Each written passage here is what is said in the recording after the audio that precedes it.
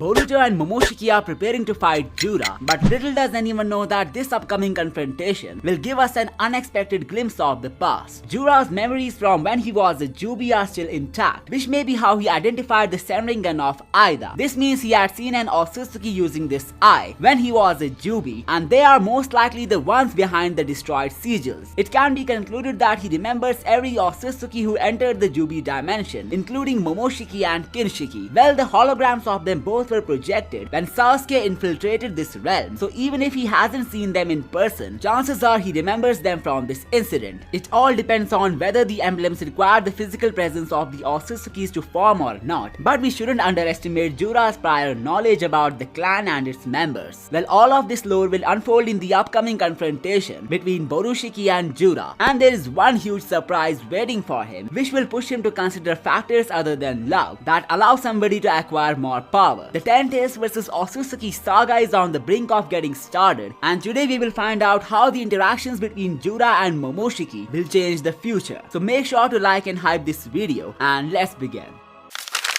As much as I'm excited about power scaling them both to reach a fair conclusion on who could actually win the fight, the more interesting part revolves around the lore surrounding the narrative of Jura versus everyone, as it's going to elevate the story to the next phase. Jura is a huge powerhouse who could give both Boruto and Kawaki a tough time, but his introspective tendencies prevent him from going all out, and that's the most interesting part of his demeanor. He has been studying the human nature and laws, has deduced the emotion of love as a weakness, and is even willing to learn more about this mysterious world. The big battle which is being set up right now is Boruto with Momoshiki's powers against Jura, and while most people are lean towards the combat aspect of it, I think it will unveil a lot more things, like how the Otsutsuki operate against the 10 Tails. Momoshiki is back in the scene, and we could get to see his egoistic demeanor again, this time while facing Jura, who is literally the most difficult enemy to deal with. However, this battle is setting up an intergalactic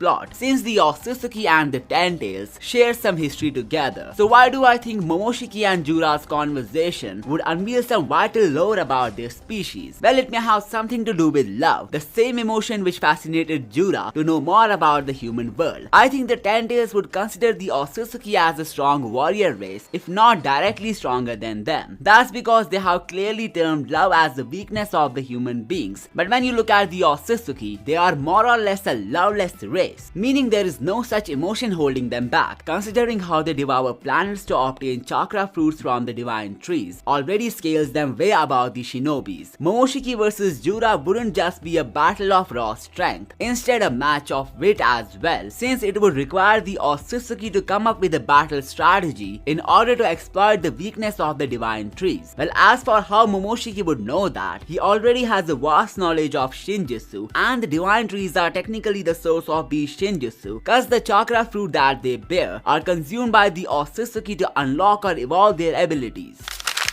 So if there is anyone who knows how to defeat a Shinju or the 10 Tails, it must be Momoshiki, which brings us to the next big thing. Jura's point of view on Borushiki is one of the more interesting aspects of their fateful battle. So far he has concluded that love is the force which allows people to get their hands on incredible power. It happened when Himawari saw Inojin dying, pushing her to unlock the power of the 9 Tails, Sarada witnessing the death of Yodo, which pushed her to unlock the Mangenkyo and destroy Ryu, and finally Kawaki coming back with a more stronger form to protect his peers. However, the case of Boruto, when looked at from the lens of Jura, would be the most intriguing thing witnessed by the Shinju. That is because he might remember Momoshiki from the time when he entered that dimension, and after sensing his power radiating from Boruto, it might make him question things beyond love which control this world. Like, we know that they made an exploitative deal to take the Shinju down, but for Jura, this collaboration would be a huge surprise, since he must not have expected Boruto to have another Otsutsuki inside him.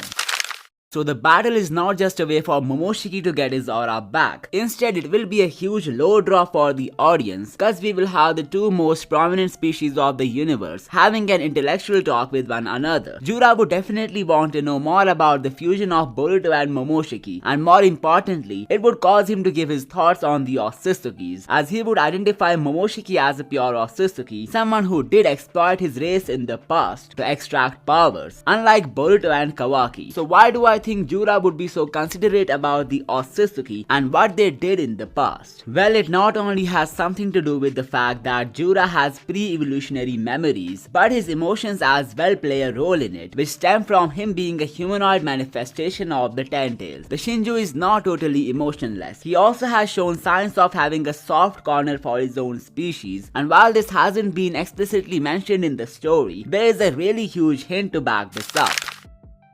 We know the instinctual targets of the Shinju are the ones who had played a prominent part in the lives of their human counterparts. The emotion of love, admiration and lust have been the deciding factors for the Shinju to choose their targets. This means it shouldn't be any different for Jura, and whoever his targets are must have shared some bond with his pre-evolutionary form. And when you look at how Kurama revealed to Himawari that she's more of a Biju like him, everything adds up perfectly. The only reason Jura is after a Biju and a Jinchuriki could be because the Ten Tails are deeply connected to their race before they are ultimately used by the otsutsuki to bear the chakra fruit. So this would add an emotional layer to his character. The exploitation of the Ten Tails must have collectively made them resentful towards the whole race of the otsutsukis, which explains why Kawaki was crushed by a hologram in the second chapter who identified him as one. Now here is how this gets more interesting. Jura would most likely be up against not one but three opponents at the same time, who would bring out all his feelings and emotions as well as his vision for the future. I'm talking about Boruto, Kawaki and Himawari, as all of them have been given new powers around the same time to defeat the Shinju. They are going to play different roles in the confrontation against Jura, which is why they have been given these unique power-ups. Like Himawari is training to fight like a Biju, Boruto made a deal to use Momoshiki's powers, and Kawaki wants to surpass his limits with new upgrades. Now think of it this way, Himawari is a human Biju, so maybe her interactions with Jura would unveil some Ten Tails lore to us from the Shinju's side. Kawaki is the user of Ishiki's power, the same being who kept the Juubi as a captive for years, so this interaction could unveil the point of view of Jura towards Ishiki, and maybe also how he brought him to this dimension if it was actually him. And finally we have Borushiki, who could tell us a lot about the Ten Tails and the otsutsuki from his own experience. In a nutshell, Jura's interaction with these characters is going to be a lore bomb. Now let's talk about who among these three holds a better chance to defeat Jura, starting with Kawaki, who may be on his way to surpass Ishiki's level in this story. Well, these are not my thoughts. I read an explanation somewhere stating how Ishiki has already been surpassed with Jura's introduction. The post said that Kawaki was supposed to represent Ishiki at full power, and now that his limiters are off, he may be on par with Ishiki. But looking at how he's still incompetent when it comes to defeating Jura, seems like the legendary otsutsuki has already been surpassed, as Kawaki now needs a new power-up to be able to give Jura a tough fight. Also, Amado has revealed him to enter a self-destruction mode if he continues on this path, which easily ties to him going beyond the power of the otsutsuki. So does it mean that Jura is beyond Ishiki and Momoshiki combined, based on how Boruto needed to amp himself as well? Well, I don't personally think Kawaki is on Ishiki's level for a few simple reasons. First off, the limiters hindered his potential, but never was it officially mentioned that he did surpass Ishiki's power. He was revealed to be an 80% of an otsutsuki by the time Ishiki got defeated, so assuming the limiters held back his whole potential means he is currently at 80% of Ishiki's full power, which is not enough to defeat Jura. So the self-destruction mode that Amado is concerned about could make him elevate to Ishiki's full power. Therefore, if that's enough to defeat the Shinju, then it can be concluded that Ishiki's level has not been surpassed, and theoretically speaking, Naruto's Baryon mode must be able to defeat Kawaki from the future. So Jura is going against an Ishiki level being, Momoshiki amped Boruto, and the human incarnation of the Nine Tails. And while it should be enough to put him to an end, the whole character development that he's having indicates that his defeat will take some sweet time, since we are about to witness what changes would his introspective analysis bring to the story. So while we talk about who has a better chance of defeating Jura, I think the story is taking a completely different approach when it comes to Shinju versus Shinobi. We know Sarada is going to fight Hidari, which should be an easy win based on how she destroyed Ryu effortlessly. But this glimpse of future from Kashin Koji gives us another angle to look at this. Hidari is kinda posing like Itachi when he tapped Sasuke's head for the final time. Therefore, looking at how Hidari was curious about his own existence, what if he finds out that his life has been stolen permission from another person, which may be the reason for him to give up on this pathetic existence by himself. The Mangekyo could be a trigger to making him feel that way, yet again indicating that he won't be destroyed like last time. Instead, he would give out his own soul thorn to Sarada to redeem for the nuisance that he had created. The official Naruto website has mentioned that the Shinju reveal the true faces of their human counterparts. So just like how Sasuke would never want to live on somebody else's life, the same could go down for Hidari as well. Now here comes the Jura theory, which sums it all up. I think his destiny will be analogous to his past counterpart, the Juubi, who was held captive by Jigen. The Ten Tails was used by Ishiki to cover up for his lost chakra when he was using Jigen as the vessel. This made the Juubi a chakra shortcut whom he could access anytime to power himself up. So looking at how the Shinju are the true faces of their human counterparts, what if Jura gets subjected to the same fate as the Juubi at some point? What I mean is that he would somehow be condemned to nothing more than a source of chakra to Kawaki. That is because Kawaki possesses the same power and genetics that were acquired by Jigen back in the day. And as Ishiki has himself affirmed that destiny is pre-written by genes, we can apply the same to the case of Jura and Kawaki as well. Just like how Ishiki kept him as a hostage to extract chakra from him, the same could happen in case of Kawaki and Jura, with the Shinju becoming a captive of Ishiki's successor.